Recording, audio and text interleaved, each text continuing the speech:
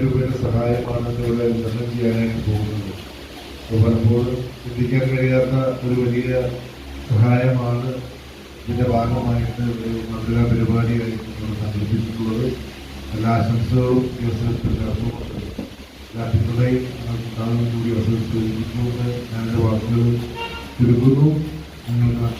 ആ സാഹചര്യത്തിൽ വിവിധ കച്ചവടക്കാർ കൊടകരയിൽ വന്ന് വ്യാപാര സ്ഥാപനങ്ങൾ ആരംഭിക്കുന്ന ദൃശ്യങ്ങൾ നമ്മൾ കണ്ടിട്ടുണ്ട്. പല സ്ഥാപനങ്ങൾ ഉദ്ഘാടനം ചെയ്യാൻ കാര്യങ്ങൾ ഞങ്ങളൊക്കെ ഒരുമിച്ച് പോയിട്ടുണ്ട്. അല്ലേ?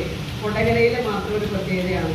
അതായത് ലോകത്തിന്റെ സ്തംഭനാവസ്ഥയിൽ ഈ മുന്നോട്ടിന് ഒരു പ്രതീക്ഷിക്കാന്ന് വിചാരിക്കുന്ന സമയത്ത് കുറച്ച് കച്ചവടക്കാർ നമ്മുടെ കൊടകരയിൽ മുന്നേറിയിട്ടുണ്ടായിരുന്നു.